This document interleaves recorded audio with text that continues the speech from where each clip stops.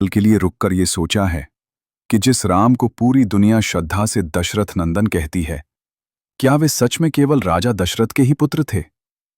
क्या उनका जन्म भी बाकी मनुष्यों की तरह सामान्य था, या फिर उनके अवतरण के पीछे कोई ऐसा दैवी रहस्य छिपा है जिसके बारे में हमें कभी गहराई से बताया ही नहीं गया? रामायण को हम अक्सर एक पवित्र कथा मानकर सुनते हैं, लेकिन क्या आपने कभी उसके भीतर छिपे अर्थों को महसूस करने की कोशिश की है? आज हम उसी रहस्य से पर्दा उठाने वाले हैं, एक ऐसे सत्य से जो आपकी सोच को झकझोर देगा, आपके हृदय को छू जाएगा और राम को देखने की आपकी दृष्टि को और भी गहरा बना देगा। लेकिन आगे बढ़ने से पहले एक बात बिल्कुल स्पष्ट कर देना आवश्यक है। ये वीडियो किसी की आस्था को ठेस पहुंचाने के लिए नहीं है, बल्कि रामायण के उस आध्यात्मिक सत्य को समझने के लिए है जिसे जानना हर राम भक्त के लिए और भी आवश्यक हो जाता है। रामायण के अनुसार अयोध्या के प्रतापी राजा दशरथ की 3 रानियां थीं, कौशल्या, कैकेयी और सुमित्रा। वर्षों तक वैभव, शक्ति और सम्मान होने के बावजूद राजा दशरथ के जीवन में एक गहरी रिक्तता थी, क्योंकि वे निःसंतान थे। राजमहल की दीवारों के भीतर एक मौन पीड़ा बसती थी। वंश आगे कैसे बढ़ेगा? धर्म की मशाल कौन संभालेगा? इसी चिंता ने राजा दशरथ को ऋष्यशृंग मुनि के शरण में पहुंचाया, जहां मुनि के मार्गदर्शन में उन्होंने पुत्र कामेष्ठी यज्ञ कराया। जब यज्ञ अपने चरम पर पहुंचा, तब अग्निदेव स्वयं प्रकट हुए और दिव्य खीर प्रदान की। एक ऐसी खीर जो केवल भोजन नहीं, बल्कि ईश्वर की इच्छा का प्रसाद थी। उस खीर के सेवन से कौशल्या से श्रीराम का जन्म हुआ, कैकेयी से भरत अवतरित हुए और सुमित्रा से लक्ष्मण व शत्रुघ्न ने धरती पर कदम रखा। सब कुछ सुनने में एक साधारण जन्म कथा जैसा लगता है, लेकिन यही वह क्षण है जहां से कहानी सामान्य नहीं रहती, क्योंकि इसी बिंदु से रामायण का सबसे गहरा और रहस्यमय अध्याय शुरू होता है। अब जरा ठहरिए और इस कथा को केवल कहानी की तरह नहीं, बल्कि चेतना की दृष्टि से देखिए। वाल्मीकि रामायण में यह बात बहुत स्पष्ट रूप से कही गई है कि श्री राम केवल एक साधारण मनुष्य नहीं थे, बल्कि वे स्वयं भगवान विष्णु के अवतार थे। वही विष्णु जिनके संकेत मात्र से सृष्टि का संतुलन बना रहता है। जब अधर्म अपने चरम पर पहुंच जाता है और धर्म को संभालने वाला कोई नहीं बचता, तब भगवान स्वयं मनुष्य का रूप धारण करते हैं। ऐसे में यह प्रश्न अपने आप उठता है कि अगर राम स्वयं विष्णु हैं, तो क्या उनका जन्म भी किसी सामान्य नियम के अंतर्गत हुआ होगा? क्या जिस चेतना ने ब्रह्मांड को रचा, वो किसी साधारण मानवीय संबंध से बंध सकती है?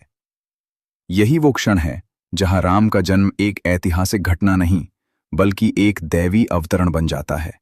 एक ऐसा अवतार जो शरीर से नहीं, बल्कि ईश्वर की इच्छा और करुणा से प्रकट हुआ।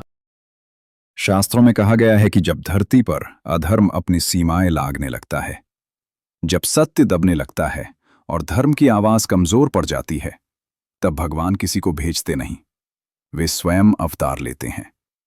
श्री राम का जन्म भी किसी राजवंश को आगे बढ़ाने या केवल एक राजा को उत्तराधिकारी देने के लिए नहीं हुआ था, बल्कि रावण जैसे अहंकारी और अधर्मी शक्ति के विनाश के लिए हुआ था, जिसने अपने बल और ज्ञान से स्वयं को ईश्वर समझ लिया था। इसलिए राम का अवतरण किसी साधारण गर्भधारण की प्रक्रिया मात्र नहीं था। वे केवल शरीर लेकर नहीं आए, बल्कि वे उस ईश्वरीय चेतना से प्रकट हुए जो सृष्टि के कण कण में व्याप्त है। राम का जन्म एक जैविक घटना नहीं, बल्कि धर्म की पुनर्स्थापना का संकल्प था। एक ऐसा अवतार जो मनुष्य बनकर आया, लेकिन अपने भीतर ईश्वर को पूरी तरह संजोए रहा। अब सबसे महत्वपूर्ण प्रश्न हमारे सामने आता है, तो फिर राजा दशरथ कौन थे? क्या वे श्री राम के पिता नहीं थे? उत्तर है, वे अवश्य थे, लेकिन यह समझना जरूरी है कि किस रूप में। राजा दशरथ राम के शारीरिक पिता थे, जिन्होंने उन्हें ये संसार, ये शरीर और ये सामाजिक पहचान दी। वे वही पिता थे जिन्होंने राम को मर्यादा, कर्तव्य और राजधर्म का पाठ पढ़ाया, जिन्होंने एक पुत्र को राजा नहीं बल्कि धर्म का प्रतिनिधि बनना सिखाया। लेकिन शास्त्र ये भी बताते हैं कि राम की आत्मा का जन्म किसी मनुष्य से नहीं हुआ था, क्योंकि आत्मा स्वयं ईश्वर से आती है। इसी कारण ग्रंथों में राजा दशरथ को निमित्त मात्र कहा गया है, अर्थात ईश्वरीय योजना को धरती पर साकार करने का माध्यम। दशरथ राम के जीवन का आधार थे, लेकिन राम की चेतना का स्रोत स्वयं परमात्मा था। अब इस कथा का सबसे सूक्ष्म और आध्यात्मिक सत्य सामने आता है। श्री राम के वास्तविक पिता कौन थे? शास्त्रों की दृष्टि से देखा जाए तो राम के असली पिता कोई सांसारिक व्यक्ति नहीं, बल्कि स्वयं परमात्मा विष्णु थे। क्योंकि राम केवल विष्णु से उत्पन्न नहीं हुए थे, वे स्वयं विष्णु के अवतार थे। अवतार का जन्म शरीर की प्रक्रिया से नहीं होता, वह चेतना से होता है, उस दिव्य संकल्प से जिसके माध्यम से ईश्वर स्वयं को मानव रूप में प्रकट करता है। यही कारण है कि शास्त्रों में कहा गया है कि राम दशरथ के पुत्र अवश्य थे, लेकिन वे विष्णु के अंश थे, एक ऐसा अंश जो मनुष्य बनकर आया ताकि मनुष्य को धर्म, करुणा और मर्यादा का सही अर्थ सिखा सके। श्री राम का पूरा जीवन स्वयं इस सत्य का प्रमाण है कि वे केवल एक महान मनुष्य नहीं, बल्कि ईश्वरीय चेतना का सजीव रूप थे। वे राजा बने, लेकिन कभी सत्ता के प्रति आसक्त नहीं हुए। राज सिंहासन उनके लिए अधिकार नहीं, बल्कि सेवा का साधन था। वे पुत्र थे, फिर भी पिता के प्रति प्रेम को मोह नहीं बनने दिया और धर्म के आगे अपने व्यक्तिगत सुख का त्याग कर दिया। वे पति थे, लेकिन प्रेम को मर्यादा से ऊपर नहीं जाने दिया और संबंधों को वासना नहीं, पवित्रता से जोड़े रखा। वे योद्धा थे, जिन्होंने असंख्य युद्ध लड़े, फिर भी उनके भीतर कभी अहंकार नहीं आया, क्योंकि वे जानते थे कि शक्ति शरीर की नहीं, धर्म की होती है। ये गुण साधारण मानव के नहीं हो सकते। ये वही गुण हैं जो केवल ईश्वर में होते हैं और राम के जीवन में हर क्षण प्रकट होते रहे। इसीलिए श्री राम को केवल एक राजा या योद्धा नहीं कहा गया, बल्कि उन्हें मर्यादा पुरुषोत्तम कहा गया। वो पुरुष जिसने हर परिस्थिति में मर्यादा को सर्वोच्च रखा। उन्हें नर में नारायण कहा गया, क्योंकि वे मनुष्य के रूप में रहते हुए भी हर क्षण ईश्वर की चेतना को जीवित रखते थे। उनका संपूर्ण जीवन चलती फिरती धर्म की मूर्ति बन गया, जहां शब्द नहीं, कर्म धर्म बोलते थे। राम इसलिए महान नहीं हैं कि वे अयोध्या के राजा बने, बल्कि इसलिए महान हैं क्योंकि उन्होंने मनुष्य बनकर भी ईश्वर बने रहना सिखाया। सत्ता में रहते हुए विनम्रता, पीड़ा में रहते हुए धैर्य और संघर्ष में रहते हुए करुणा। यही कारण है कि राम केवल इतिहास नहीं हैं, वे आज भी हर उस हृदय में जीवित हैं जहां धर्म अभी भी सांस लेता है। इस वीडियो का उद्देश्य किसी भी श्रद्धा, विश्वास या आस्था को ठेस पहुंचाना बिल्कुल नहीं है। रामायण हमारे लिए केवल एक कथा नहीं, बल्कि जीवन को दिशा देने वाला आध्यात्मिक ग्रंथ है।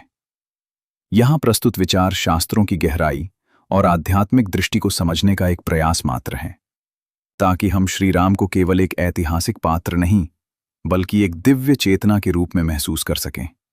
अगर ये विषय आपको सोचने पर मजबूर करे, तो यही इस वीडियो की सबसे बड़ी सफलता है। तो अब जब हमने इस रहस्य को गहराई से समझा, तो सत्य स्वयं प्रकट हो जाता है। लौकिक दृष्टि से श्री राम राजा दशरथ के पुत्र थे, लेकिन आध्यात्मिक दृष्टि से वे स्वयं परमात्मा विष्णु के अवतार थे। दशरथ ने उन्हें शरीर दिया, संस्कार दिए, मर्यादा सिखाई, लेकिन उनकी चेतना स्वयं ईश्वर से आई थी। यही कारण है कि राम का जीवन साधारण होकर भी असाधारण बन गया। राम हमें ये सिखाने आए कि मनुष्य बनकर जीते हुए भी ईश्वरत्व को कैसे संभाला जाता है। अगर इस वीडियो ने आपके मन में एक नई समझ, एक नई श्रद्धा या एक गहरी शांति जगाई हो, तो समझिए कि श्री राम ने स्वयं आपके हृदय को स्पर्श किया है। ऐसे ही रामायण के गूढ़ रहस्यों और जीवन को बदल देने वाले आध्यात्मिक सत्यों के लिए इस चैनल को सब्सक्राइब करें, वीडियो को लाइक करें और कमेंट में पूरे भाव से लिखें, जय श्री राम। क्योंकि राम केवल मंदिरों में नहीं रहते, वे उस मन में बसते हैं जहां धर्म, करुणा और सत्य जीवित होता है। जय श्री राम।